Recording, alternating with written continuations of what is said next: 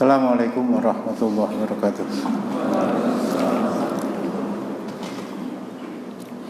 Innal hamdalillah nahmaduhu wa nasta'inuhu wa nastaghfiruhu wa nastahdihi wa natubu ilaihi wa na'udzu billahi min syururi anfusina wa min sayyiati a'malina may yahdihillahu fala mudhillalah wa may yudlil fala hadiyalah.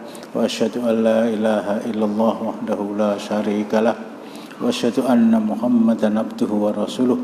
Ya ayyuhalladzina amanu taqullaha haqqa tuqatih wa la tamutunna illa wa antum muslimun.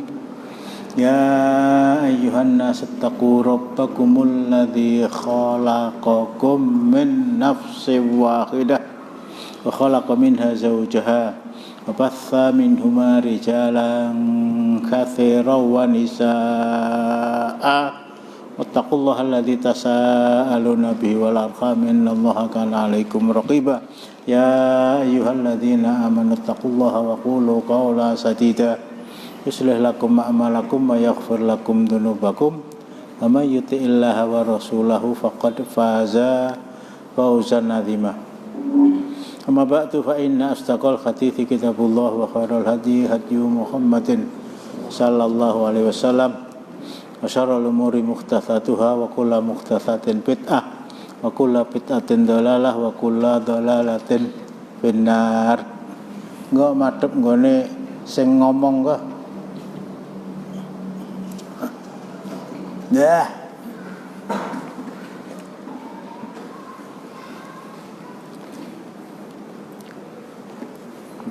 Jempolnya piye iki? Lho kenapa kandhane kok ora ngandel. Wis mengundurkan diri wae aku.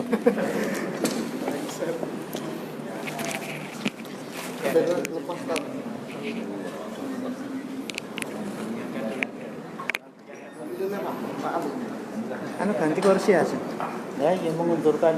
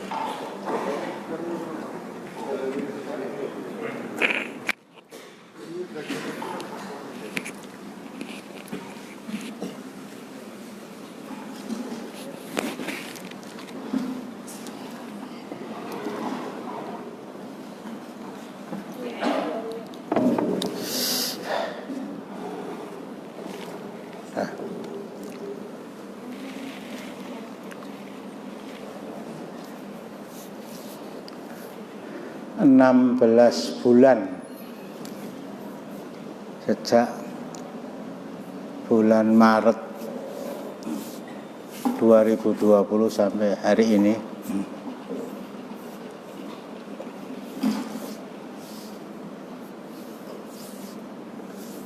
COVID-19 kata orang telah mewabah di Indonesia, tak orang. Tapi kalau kata Islam 16 bulan COVID Corona telah dikirim oleh Allah. Dikirim. Azabun yab'atsuhullah ala may yasha, siksa yang dikirim oleh Allah kepada siapa saja yang dikehendaki. Wa rahmatun li'ibadil mu'minin, dan rahmat bagi hamba-hambanya yang beriman. Kepada siapa saja yang dikehendaki ini bisa jadi memang betul-betul merupakan siksa, tapi bisa jadi kalau kita buka di dalam surat ke-32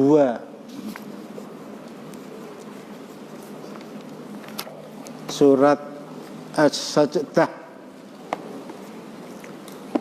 ayatnya 21. A'udzubillahi minasyaitonirrajim.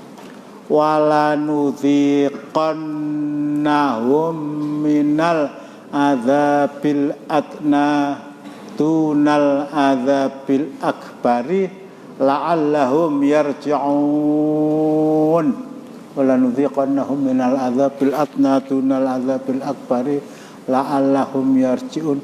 Dan sungguh benar-benar aku Allah sebenarnya. Dan sesungguhnya kami merasakan kepada mereka sebagian azab yang dekat di dunia sebelum azab yang lebih besar di akhirat. Mudah-mudahan mereka kembali ke jalan yang benar. Mudah-mudahan mereka kembali ke jalan yang benar. Doto bato.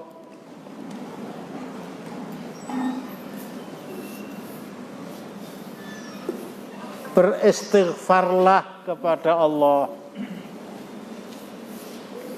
Dana yang kalian kuras selama 1 tahun itu berapa? Itu nominalnya berapa? 1.500 triliun.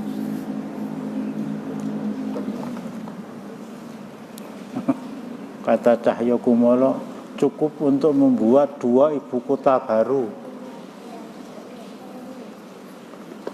Tapi suasananya kemarin sambil nyanyi saya katakan bukan turun-turun ke Karang Pandan, tapi naik meninggalkan ke Tawangmangu.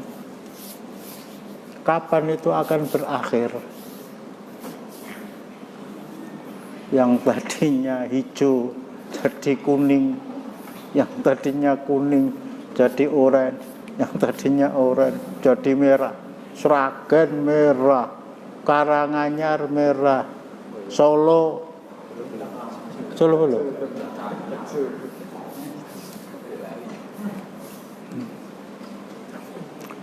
Sampai Pati, sampai Kudus, sampai Jepara, sampai Semarang.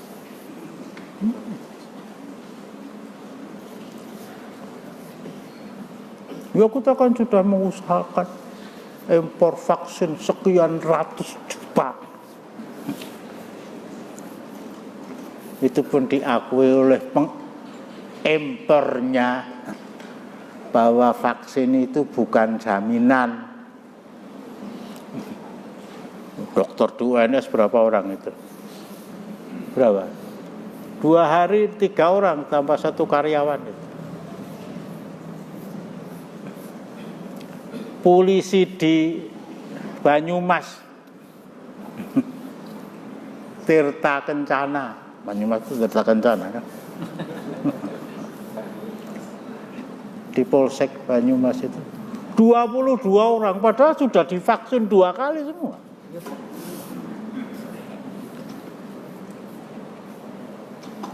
Bukan jaminan.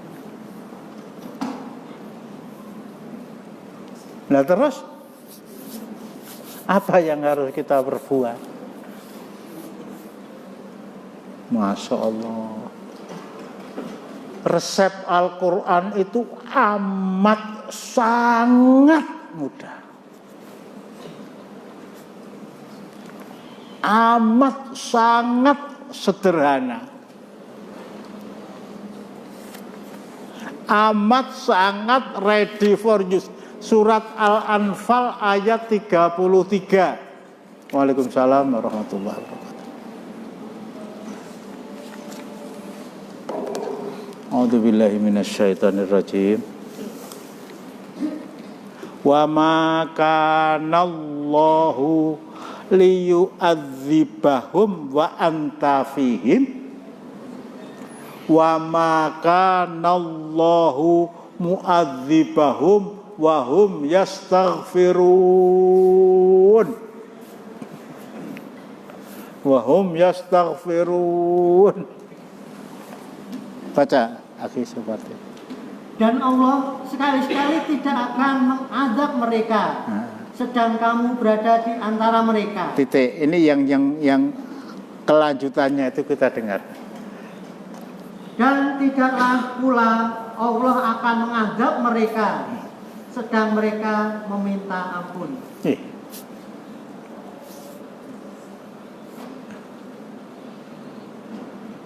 Kaitannya maaf ya. Cuma dua bibir yang didorong tentu saja dengan ketulusan hati. Allah tidak akan menyiksa mereka kalau mereka mau beristighfar kepadaku.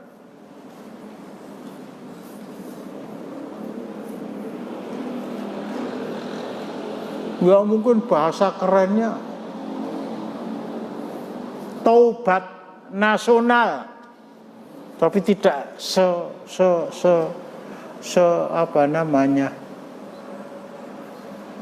semenakutkan itu.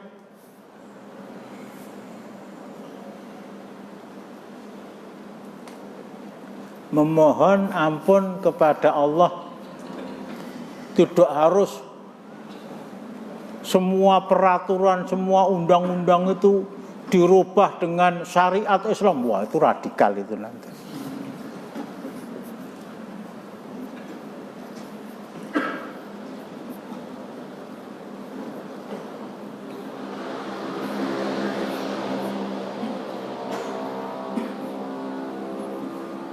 Ayo, gitu ya.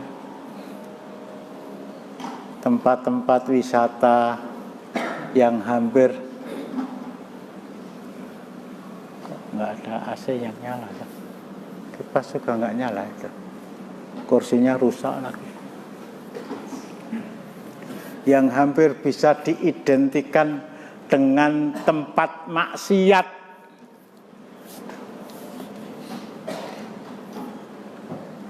tumbuk ya sementara ditutup.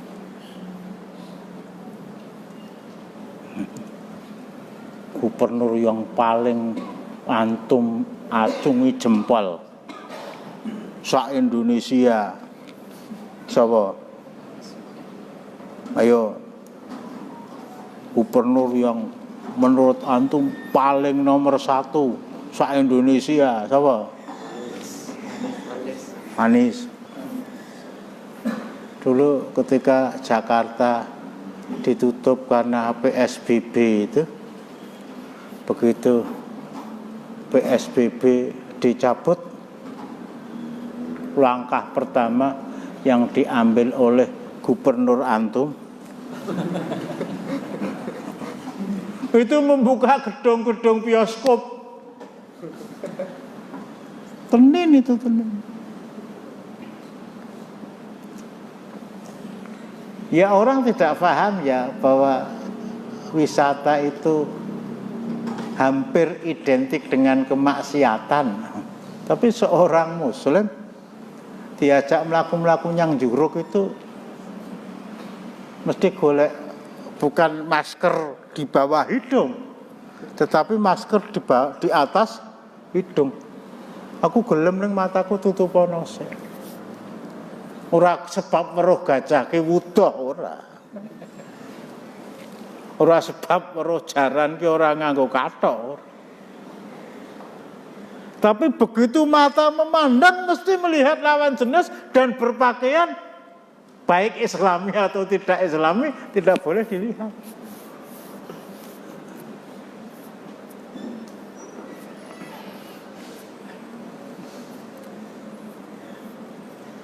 Nah, saya ke Magetan lewat Sarangan itu. Monggo om lho lah. Aja om, Mbah.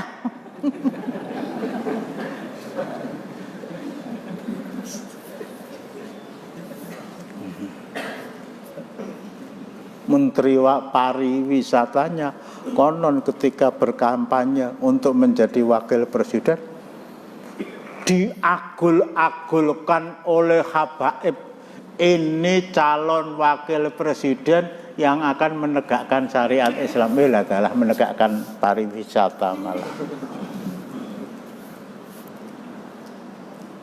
Allah tidak akan menyiksa mereka kalau mereka istighfar kepada Allah. Ayo klub-klub malam itu ditutup.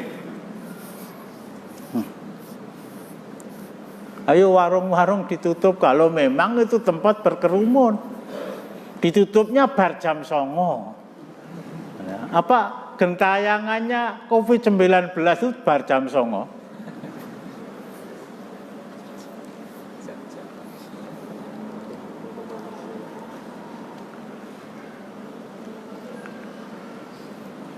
Ini Pak Bangun ini ya.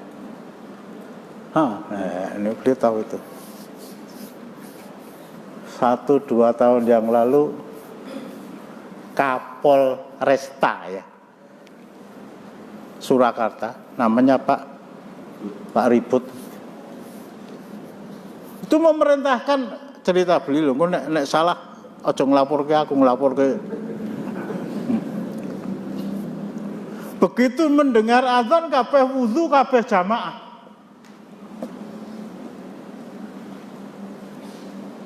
Ya zuhur, ya asar, ya maghrib, ya isya, subuh juga ya. Bahkan di Surabaya itu ada Kapolda juga yang telah melaksanakan itu. Dan itu tidak bertentangan sama sekali dengan Undang-Undang Dasar 45.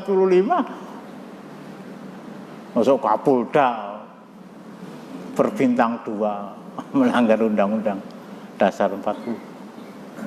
Seandainya itu dilaksanakan ya,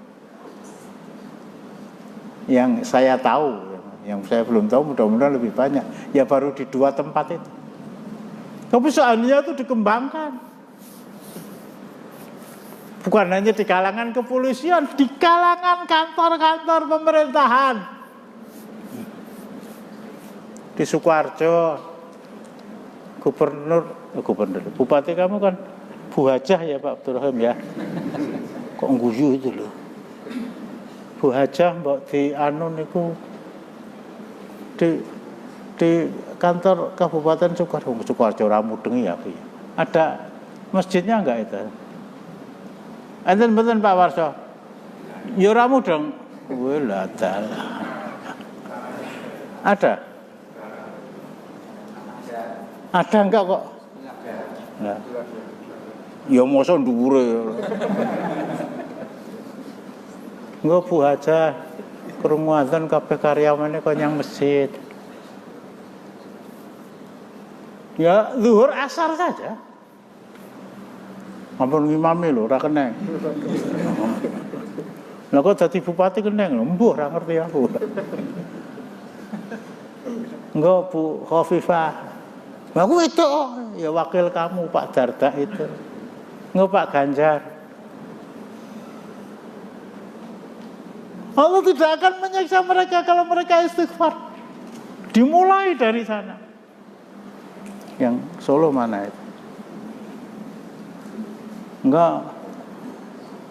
Nak siapa?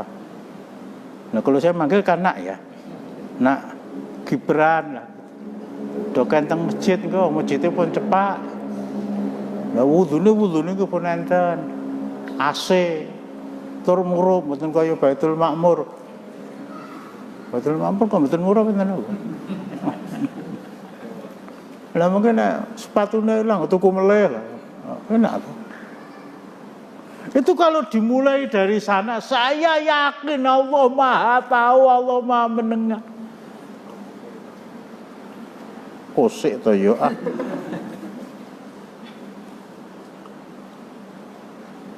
Ya, seandainya tidak blek, ya paling tidak landai, paling tidak menurut. Allah tidak akan menyiksa mereka kalau mereka istighfar kepada Allah.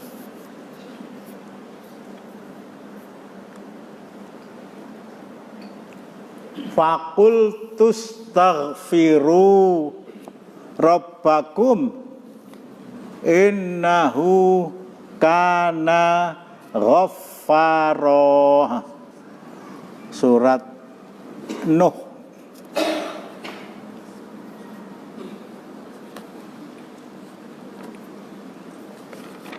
setelah surat ke-71 ya. Setelah surat Al-Ma'arij ayatnya 10. Faqultu astaghfiru rabbakum innahu kana ghaffara yursilis samaa alaikum midrara wa yumtitkum bi amwali wa banina wa yaj'alakum jannati wa yaj'al lakum anhara malakum la tarjuna lillahi waqara wa qad khalaqakum atwara. Faqultu astaghfiru rabbakum, wahai umatku. Kalau saya pakai bahasa saya, yang sudah saya dakwai 950 tahun tetapi tetap beguguk mutawaton. 950 tahun. Di tengah-tengah dakwah antara tahun pertama sampai tahun 950 itu Nabi Nuh berkata, Fakultus taghfiru rabbakum innahu kana ghaffara. Istighfarlah kepada Allah, bertobatlah kepada Allah, sesungguhnya Allah Maha Pengampun. Kalau kalian bertobat, kalau kalian beristighfar, apa buah yang akan dikirimkan oleh Allah Subhanahu wa taala? Yursilis samaa alaikum midrara. Allah akan menurunkan hujan dari langit.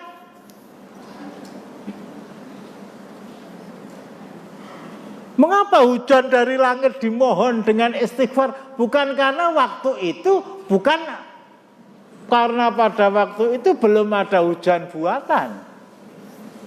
Bukan.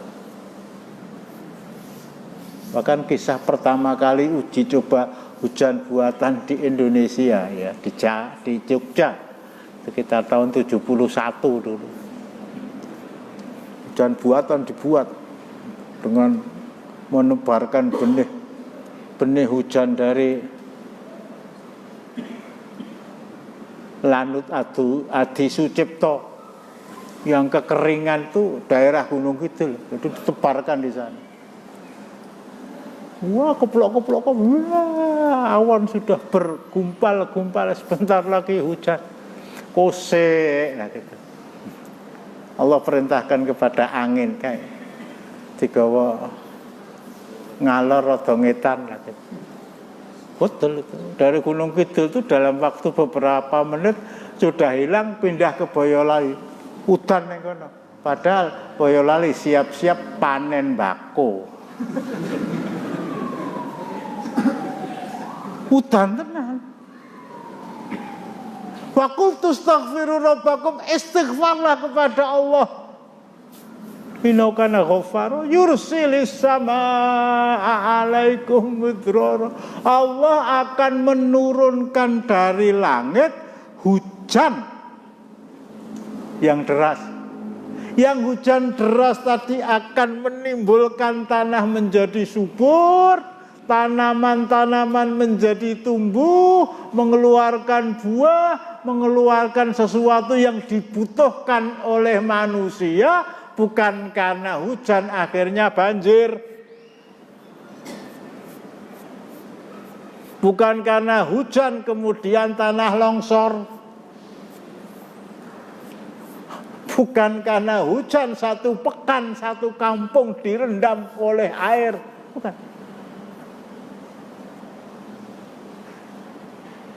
Istighfar kepada Allah, Allah akan mengirimkan hujan untuk kalian. Nggak nyambung ya, nggak nyambung. Bagi orang yang tidak membaca ayat ya mudeng. Masa antara hujan dengan istighfar kok ketemu? Dalam Islam ketemu. Bukan hanya itu. Wa yumtit yumditkum bi amwali wa banina wa yaj'al lakum jannati wa yaj'al lakum anhar. Allah akan melipat gandakan kekayaan kalian. Bahasanya orang hari ini akan melibatkan income per kapita kalian dengan harta dan mengkaruniakan kepada kalian anak-anak yang soleh. Wa yaj'al lakum jannati wa yaj'al lakum anhar. Allah akan menciptakan kebun-kebun yang hijau royo-royo mengeluarkan buah, dan Allah akan menciptakan sungai-sungai. Berangkat dari sini, kemakmuran itu memang harus secara logika. Kesuburan itu memang harus menurut logika. Dari sebuah negeri yang ada hutannya, yang ada sawahnya, yang ada sungainya, yang ada danaunya, yang ada tempat irigasinya. Dan itu bisa diusahakan manusia, tapi finalnya itu istighfar.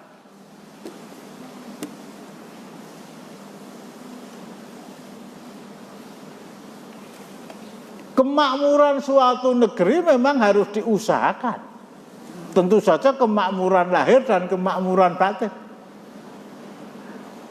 Tapi nuktotul intilaknya, starting pointnya dimulai dari istighfar. Saya menggok sedikit ya.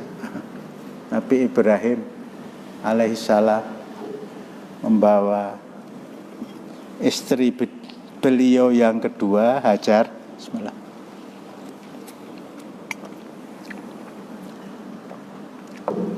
dan putra beliau pertama, Ismail alaihissalam. Dari utara, dari lembah Mesopotamia, perjalanan menuju tempat yang dituju itu memakan waktu lebih dari 1 bulan, bahkan 2 bulan. Hajar gendong Ismail yang menurut Imam Al-Qurtubi masih dalam usia disusui. Ada yang mengatakan 3 bulan, ada yang mengatakan lebih, tapi masih dalam usia disusui di bawah 2 tahun. Digendong berjalan menuju ke selatan. Wallahu alam, yang saya pahami Nabi Ibrahim bawa pikulan itu, bawa pakaian mereka, bawa air mereka, bawa kurma, bawa roti. Nah, akhirnya sampai di Makkah. Dari Syria sampai ngelewati Yordania, sampai ngelewati Tabuk, sampai ngelewati Madinah, sampai di Makkah. Bikin tenda. Sekene anaknya diturok kayak gini, ditidurkan, kurma ya mungkin kresek gede diletakkan di sebelah kirinya, kemudian air sak jeligen itu diletakkan di sebelah kanannya, kasetnya diletakkan di, tapenya diletakkan di. Setelah selesai, Nabi Ibrahim keluar, kembali dari utara ke selatan. Setelah sampai di Makkah, dulu belum ada apa-apanya, kembali ke utara. Hajar, loh, aina tadhabu ya Ibrahim? Atadharuna bihadzal wadil ladzi laisa fihi isun wala syai'un. Kalau dalam bahasa ini, termasuk bahasanya orang-orang Pasar Kliwon yang saya ketahui, itu suami itu dipanggil oleh istri ya dengan namanya saja, Mar, Jar, Tul, mau Arab loh ya. Nah di sini Hajar manggil Nabi Ibrahim, "Aina tadhabu ya Ibrahim?" Mau kemana kamu? Atazaruna bihadzal wadil ladzi laisa fihi insun wala syai'un. Apa kamu akan tinggalkan kami berdua di lembah yang tidak ada bihadzal wadil ladzi laisa fihi insun, yang tidak ada manusianya, tidak ada apa-apanya. Makkah itu sampai sekarang disebut kota batu, tapi ada bangunan-bangunan. Waktu itu nggak ada apa-apa kecuali batu. Apa kamu tega meninggalkan kami di sini, di lembah yang tidak ada manusianya, tidak ada tanamannya, tidak ada airnya? Lah nek banyune entek golek ngendi? Gitu loh. Kalau kurmanya habis beli kemana? Dalam Sahih Bukhari bisa dibaca, Nabi Ibrahim tidak noleh ke kanan, tidak noleh ke kiri, tidak berhenti terus kemudian balik kanan, enggak, ya terus jalan. Dioyak lagi, ditanya lagi, tetap enggak jawab. Ditanya lagi untuk yang ketiga kali, "Aina tadhabu ya Ibrahim? Atadzaruna bihadzal wadil ladzi laisa fihi sun wala." Kamu tinggalkan kami di sini berdua, enggak ada apa-apanya. Oh, berarti kamu membunuh saya pelan-pelan, kah? Ane banyune entek golek ngendi? Lah korban entek golek ngendi? Alah mbok wis melu-melu Gus Dur ya. Tiji tibeh gitu loh. Mati siji mati. Ya saya nanti 12 hari, 14 hari, mungkin 20 hari. Setelah itu habis kelaparan mati mbok wis. Oh diundang ya ora gelem noleh. Diketak ya enggak getak ya. Juga enggak memberikan jawaban, golek ke watu bismillahirrahmanirrahim. Wassalam lah gitu. Enggak. Setelah 3 hari ditanya dan tidak menjawab, itu Pak apa kata Nabi Ibrahim? Kata Hajar. Astagfirullah. Ini seorang wanita solehah akhwat ya. Allahu amaraka bihadza. Allahu amaraka bihadza. Kamu berbuat demikian ini, tahu Nabi Ibrahim itu nabi ya. Kamu berbuat demikian itu apa karena diperintahkan Allah? Ini jawabannya cuma satu kata, na'am. Bahkan kalau orang Jawa nggak usah buka mulut,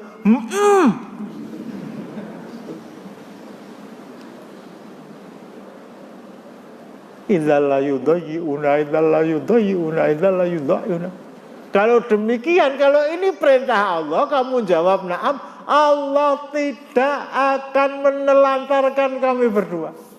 Lah kok ngendi mbah rano, pokoknya ini perintah Allah. Anda suami saya sami'na wa ata'na, saya juga sami'na wa ata'na.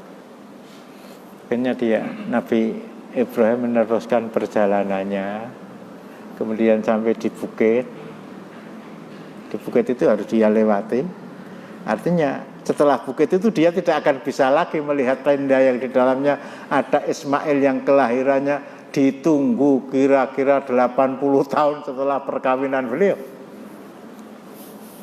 Ali As-Sabuni itu menerangkan lahirnya Nabi Ismail itu Nabi Ibrahim sudah berusia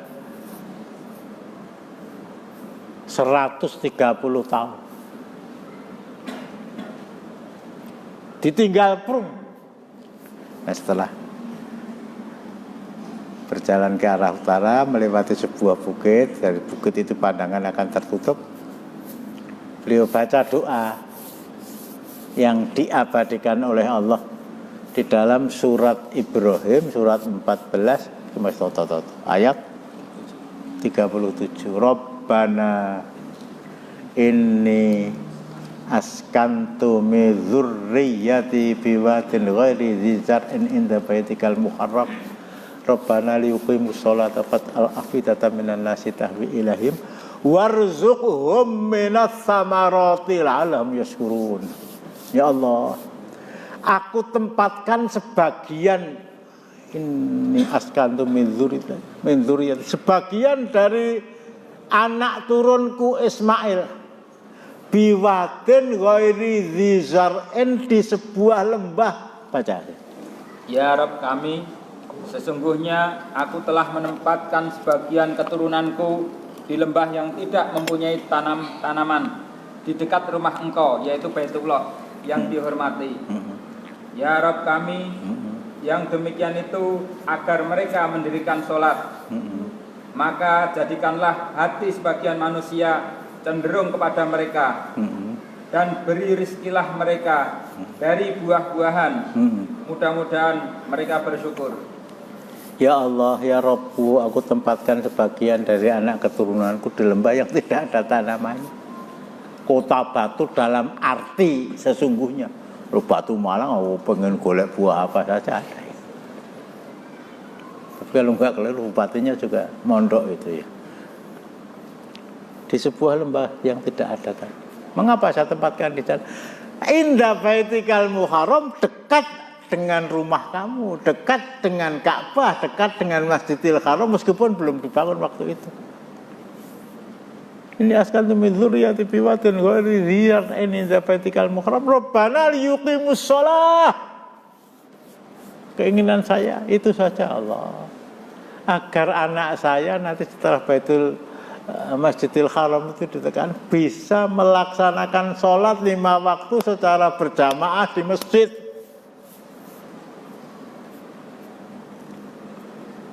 Jadikanlah hati sebagian manusia rindu untuk mendatangi tempat itu. Sekali datang, kepengen 2 kali, kepengen 3 kali, bahkan kepengen tinggal di sana. Tapi yang akan saya kupas itu akhir dari ayat ini. Warzuqhum minas samarati. Ya Allah, berikanlah kepada penduduk Makkah nanti yang adalah kota batu yang enggak ada tanamannya, enggak ada sungainya, enggak ada irigasinya, enggak ada binatang ternaknya. Berikan kepada mereka penduduk Makkah nanti yang adalah sebuah kota yang tidak ada tanamannya, beraneka ragam buah-buahan. Nah, orang aja deglek wah. Ya kalau ditempatkan di sebuah lembah kaya, lembah yang tidak ada tanamannya, ya berilah mereka ya Allah katul, tiwul, gaplek itu tepung apa? Tapioka. Kalau gerah ya ikan asin. Agak masuk akal ya. Beri kepada mereka beraneka ragam buah-buahan.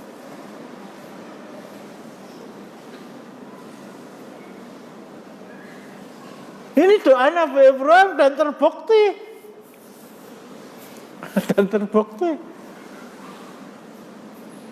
Kalau buah-buahan memang Makkah dengan Indonesia pada waktu orang umroh, waktu orang haji memang ya lebih variatif di Indonesia ya.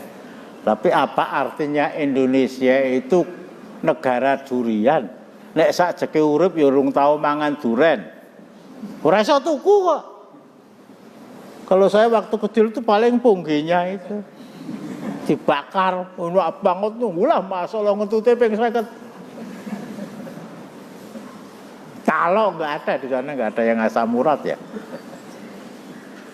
Jadi kadang-kadang, Masya Allah ya, saya dongeng sama Pak Abdurrahim itu ada tamu dari Pondok Jepara itu. Ustaz Sartono dan teman-teman bawa oleh-oleh rajungan itu loh. Aku arep madang dadak copot klambise Pak. Wah nyupratkan ngendi-endi ya kalau enggak hati-hati ya. Itu saya bisa merasakan. Iki seorang mudeng loh rajungannya apa? Nah iya. Padahal rajanya ikan laut itu rajungan atau kepiting.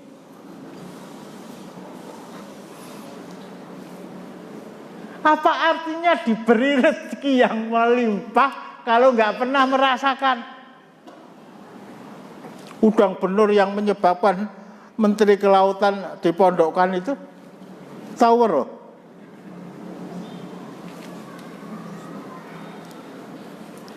Kembali ya. Aku tempatkan sebagian dari anak keturunanku di lembah yang tidak ada tanamannya dan seterusnya. Ya Allah, beri penduduk Makkah rezeki dari beraneka ragam buah-buahan. Dan itu dikabulkan oleh Allah Subhanahu wa ta'ala.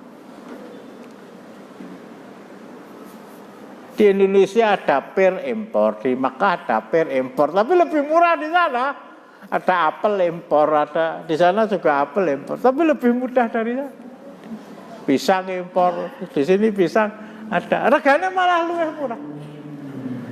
Jadi sekali lagi, kemakmuran sebuah negara itu sarana prasarananya, ada pertaniannya, ada perkebunannya, ada dan seterusnya, ada pupuknya, ada musim panennya. Tapi inti di atas segala-galanya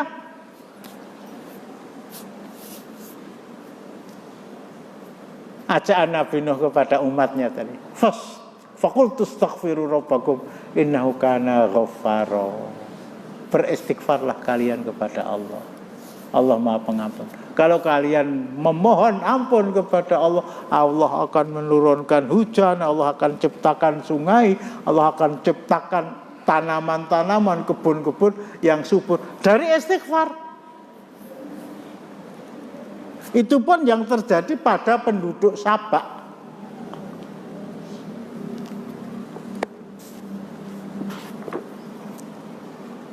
Suratnya surat Sabak.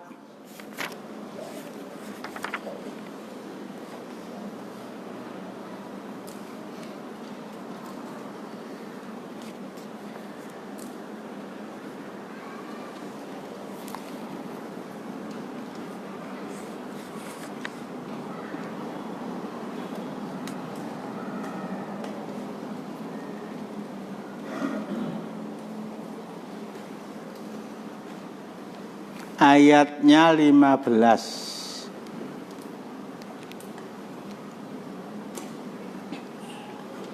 Laqad kana li sabae fi maskanihim ayah jannatani ayyamini wa shimal qulu mir rizqi rabbikum waskuru lahu. Nah, kata-kata baldatun thayyibatun itu terdapat dalam ayat ini. Baldatun thayyibatun wa rabbun ghafur.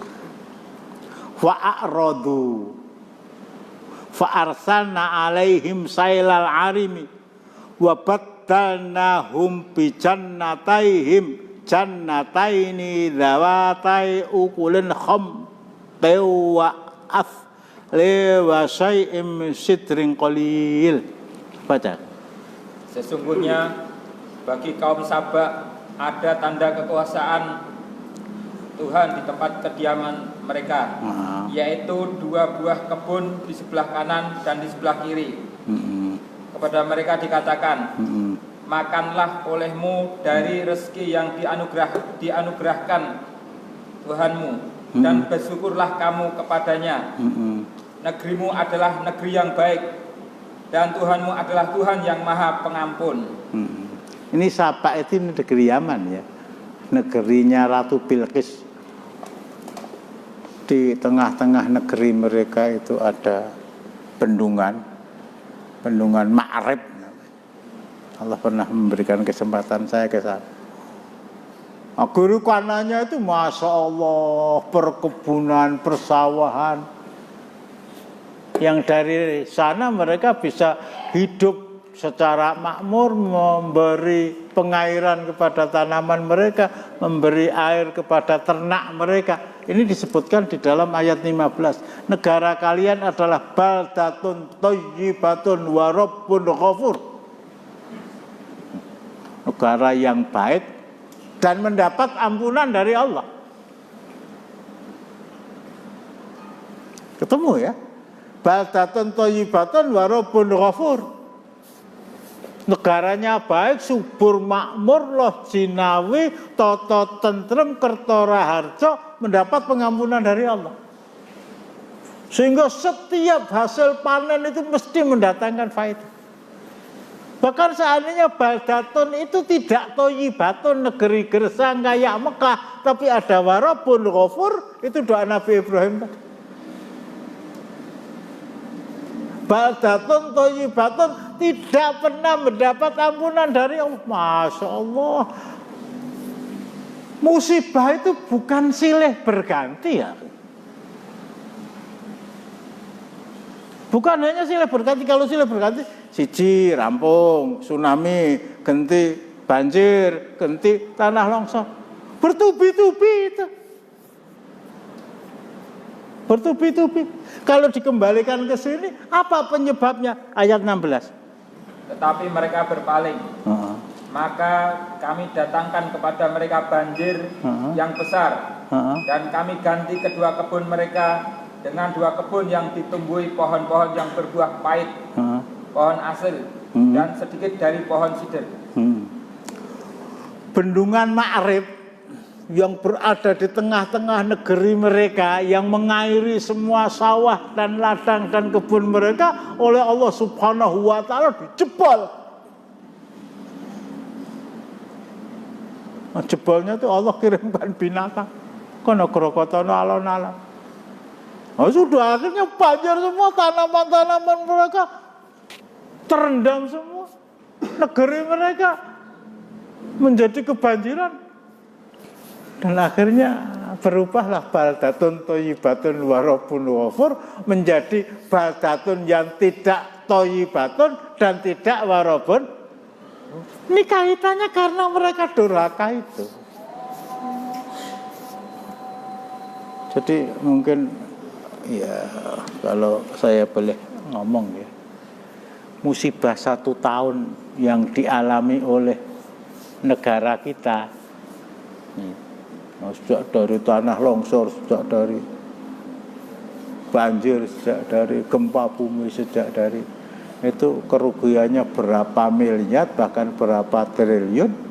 Kemudian pariwisata yang didengung-dengungkan bisa mendatangkan devisa negara, membuka pintu lebar-lebar penduduk luar negeri, nggawa COVID-19, nggawa varian Delta, itu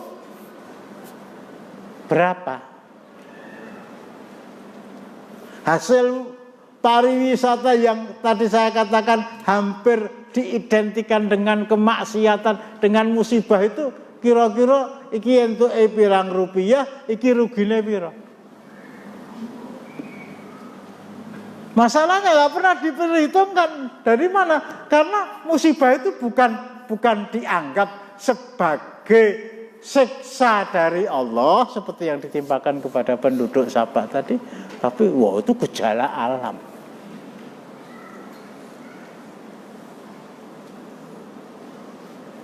Jadi dari sini ya, ayat 33 surat Al-Anfal tadi. Ayo istighfar.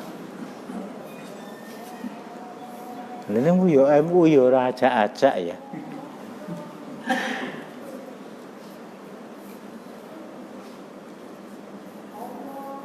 Muhammadiyah yo raja-aja.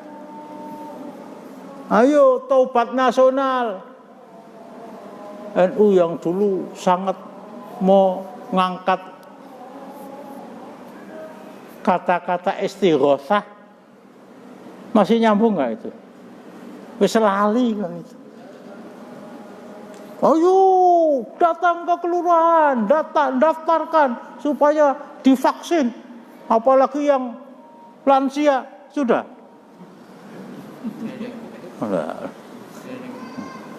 Keterucut apa ya?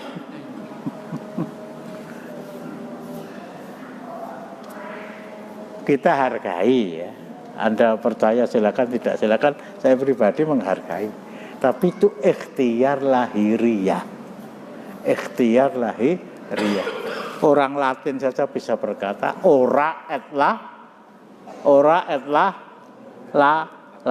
lah. Ora et labora, berusaha dan doa-doanya ini jangan ditinggalkan. Pakai masker silakan, jaga jarak silakan, cuci tangan silakan, jangan berkerumun silakan. Jam 9 warungnya tutup, soalnya jam 9 corona sudah mulai siap-siap untuk datang.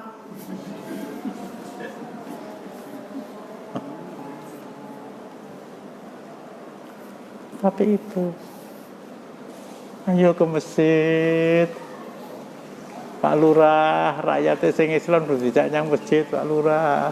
Pak Lurah pun munggah kaji tompon. Garwa panjenengan nggih pun. Lah kok ora nganggo jilbab, kok dikon nganggo jilbab, Pak Lurah lah mawon. Lu kan boleh tuh usul seperti itu. Ini Masya Allah. Corona itu tentara yang dikirim Allah. Yab'atsuhullahu ala may yasha.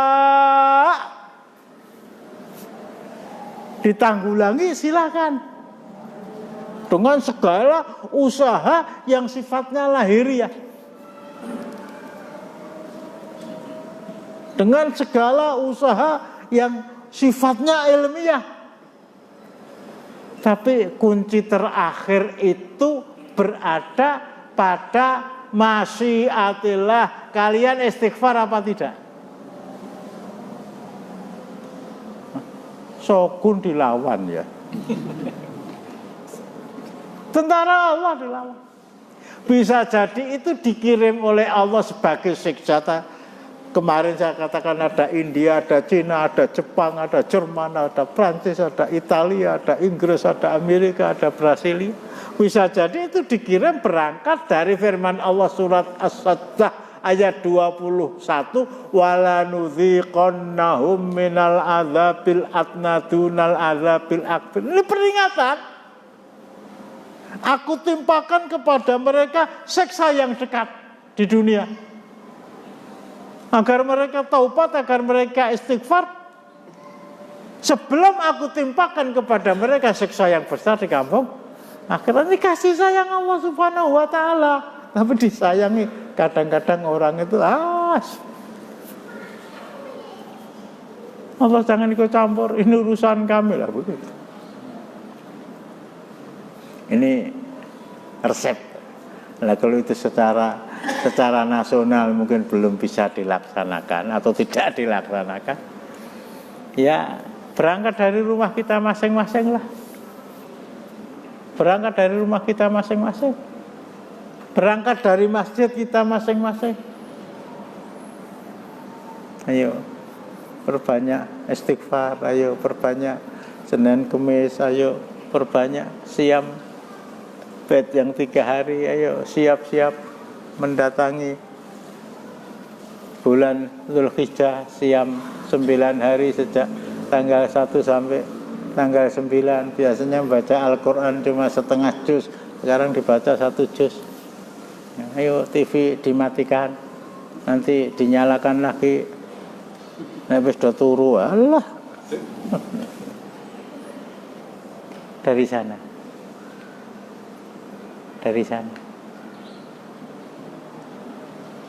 Resepnya orang bisa berkata 99% usaha manusia, tapi 1% yang menyebabkan menjadi 100 itu dari sana. Dan itu tidak akan terjadi kalau tidak ada. Mulai dengan ayat 33 surat Al-Anfal tadi. Ya Allah, aku tempatkan sebagian dari keluargaku di sebuah lembah yang tidak ada tanamannya, agar mereka mengerjakan sholat karena dekat dengan rumah kamu. Jadikan hati manusia rindu kepada tempat tadi untuk mendatanginya, dan berikan kepada mereka rezeki dari beraneka ragam buah-buahan. Tanggal 6 kemarin saya diminta untuk memberikan khutbah watak di Pondok Ibnul Mubarak di Karanganyar. Pernah ke sana? Belum tahu. Itu warung sate itu. Tapi nggak beli ya. Ya saya bacakan ayat. Nabi Ibrahim menempatkan putra beliau Nabi Ismail di sebuah lembah yang tidak ada tanamannya agar mereka mengerjakan sholat di sebuah lembah yang tidak ada tanaman. Bapak-bapak yang akan membawa pulang anak-anak bapak, ini 3 tahun ya Allah aku tempatkan di sebuah lembaga pendidikan yang tidak ada masa depannya. Anak kok dilebake pondok apa ben dadi kere. Ya Allah aku tempatkan anakku di sebuah lembaga pendidikan yang tidak ada masa depan. Mengapa? Liyuqimu sholat, agar anak-anak saya sehari 5 kali bisa melaksanakan sholat fardu secara berjamaah. Dan itu sangat kesulitan bagi saya kalau anak ini saya tempatkan di rumah dan saya sekolahkan di tempat yang paling dekat dengan rumah saya. Betul enggak? Anakku ya ora ya. Anak 10 tahun, 15 tahun, apa lagi ya? Ayo yang masjid, yo kebablasan itu. Ngerti-ngerti yang PlayStation lagi. Saya nggak bisa memaksa anak saya, nggak bisa betul. Ngereh-ngereh juga nggak bisa membawa anak-anak saya supaya mereka mengerjakan sholat 5 kali di masjid. Nah untuk itu saya tempatkan di pondok. Pondok yang menjamin bahwa akhirnya seperti saya pernah terangkan, lah akhirnya keluar dari pondok malah kuliah di IGIP Jogja, setelah kuliah di IGIP di Jogja kemudian disekolahkan di Amerika, kemudian di Australia, kemudian kecantol dengan gadis bule, kemudian dilamar, saya mau menerima lamaran kamu asal mas kawinnya kamu masuk Kristen. Nah ini ya takdir Allah, tapi orang tua tidak salah. Sudah saya sekolahkan ya Allah di pondok 6 tahun dan seterusnya. Rezeki Allah yang menanggung. Sampai di sini mungkin ada yang ganjel. Usaha memakmurkan sebuah negara itu kewajiban setiap bangsa. Tetapi memohon pertolongan Allah itu jangan sampai dilupakan. Dan itu kuncinya meskipun 1%. Dibantah juga boleh, oh saya manusia kok ya. Ini jebul kukur-kukur. Kelanjutan dari tarikh Nabi Ibrahim meninggalkan istrinya Siti Hajar dan putranya itu 3 tahun, selama 3 tahun itu berdakwah atau selama meninggalkan istrinya. Ya. Tarikhnya kelanjutan. Beliaunya pergi kemana?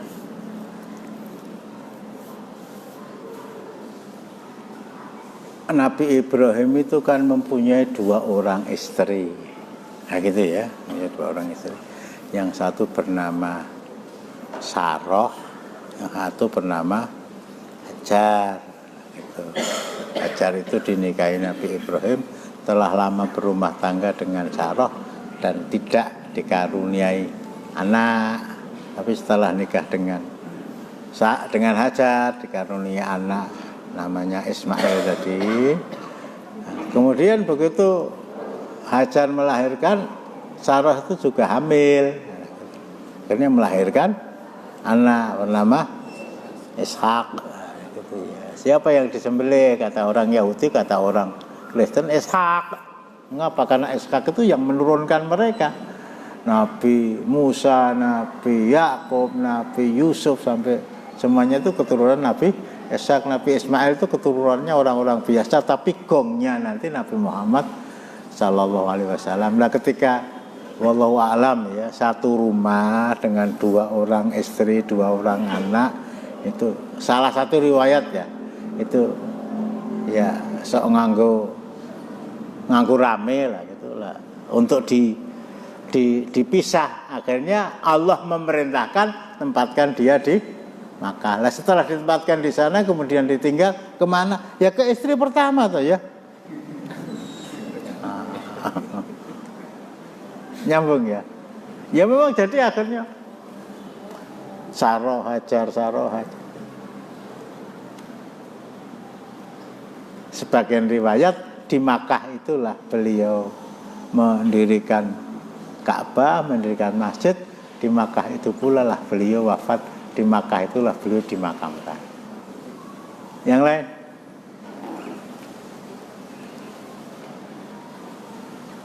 Ini kayak ramudeng kok kayak ada. Allah. Iya, iya. Mungkin terkait kondisi saat ini kita berjalan untuk membicarakan corona, covid dan covid, vaksin dan vaksin. Nah, di sisi lain dari aparat itu mengatur sesuatu yang mestinya itu tidak pas untuk mengatur terkait kerumunan, karena yang dinilai itu seolah-olah dari umat Islam sendiri. Gimana mensikapi seperti itu? Saya itu saksinya ada itu Pak Istakmar itu. Saya dijemput ngisi pengajian di tempat beliau. Kemudian lewat Masjid Baitur Rahmah ya. Nah, di depan Baitur Rahmah itu ada lapangan yang kemudian dijadikan tempat hiburan. Nah, jendela yang tertutup di pintu depan itu saya buka. Loh kok masih seperti biasanya, kira-kira orang yang berjubel di sana juga tidak dilarang. Pak sopirnya namanya Pak Darno. Kabeh niku dibuka, sing ditutup berpengajian jarene. Ngoten nggih Pak nggih. Mestinya ya kalau aku Menteri Agama. Lah, udah mengangkat kapan? Ayo masuk masjid. Ayo tahajud semua, ayo istighfar semua, ayo nangis di rumah Allah semua. Tidak ada tempat yang lebih aman, lebih menyelamatkan. Itu kata seorang profesor doktor yang adalah kepala rumah sakit di Palembang. Profesor Dr. Yuwono siapa itu ya, Ketua Satgas COVID-19. Tidak ada tempat yang memberikan kedamaian, yang memberikan keselamatan dan keamanan dari COVID dibanding dengan masjid. Ya bahwa akhirnya di Paulan 2 masjid ditutup, di Karanganyar ya wallahu alam ya. Tapi kisahnya memang tidak ada pasar yang ditutup lah begitu loh. Ya ditutup nek bengi wong rane wong dodol lah. Saya sangat ya, lah kok malah ayo sholat di rumah, ayo tarawih di rumah, ayo sholat id di rumah, ayo khutbah dhewe. Lah sholat id di rumah kan khutbah dhewe. Bahkan seandainya ya tetap pakai masker, berangkat dari rumah sudah wudu, sudah cuci tangan, sudah basuh muka, sudah pakai pakaian yang bersih, masuk ke masjid sudah pakai hand sanitizer, sudah nggak berani rapat ya jaga jarak. Tapi masjid itu jangan ditinggalkan. Dari sana Allah akan memberikan pertolongan.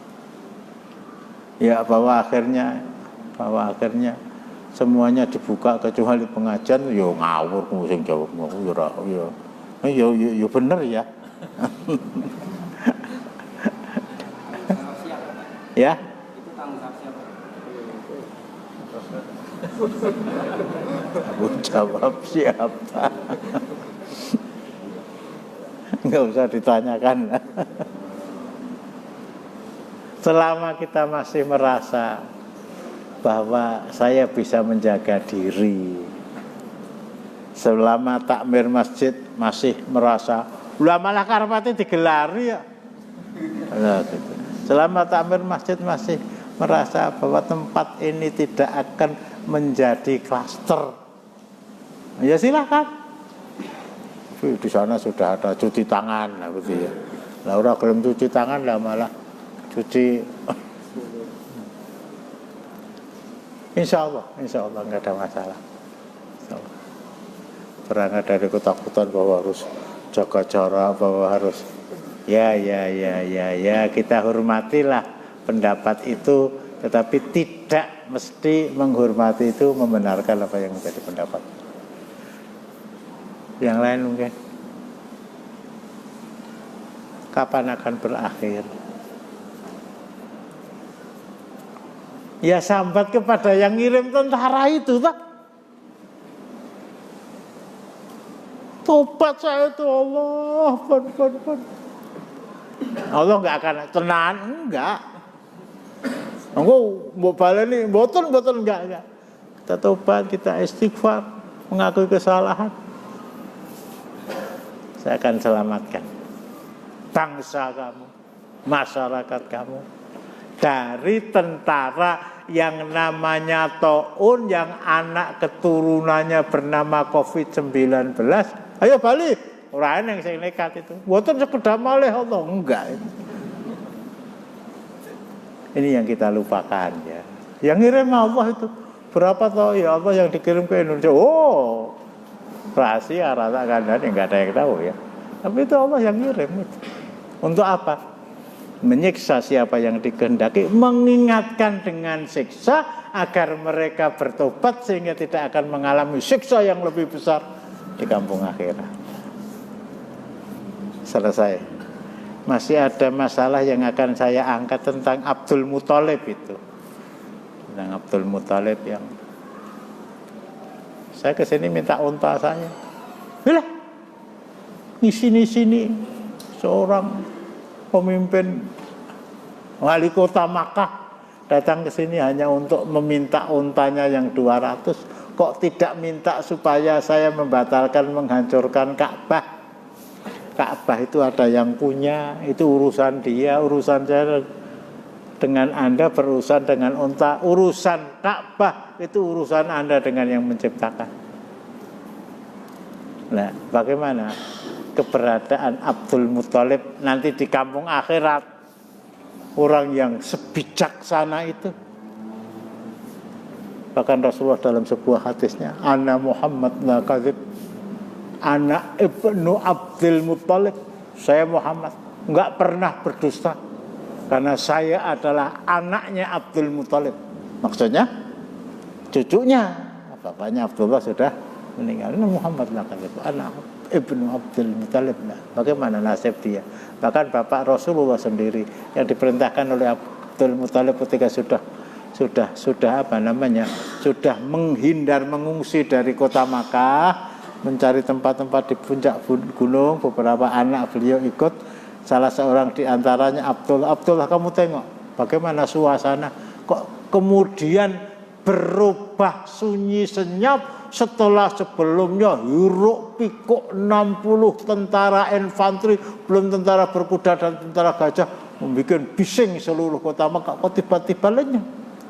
Ternyata Allah menurunkan siksanya melalui burung ababil itu yang diperintahkan Abdullah.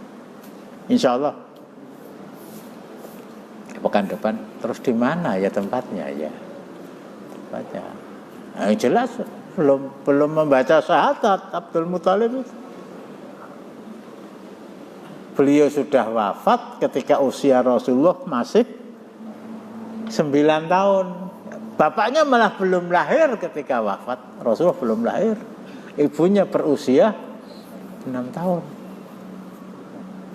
Insya Allah pekan yang akan datang. Cukup. Kita akhiri dengan doa kafarah majelis. Selamat.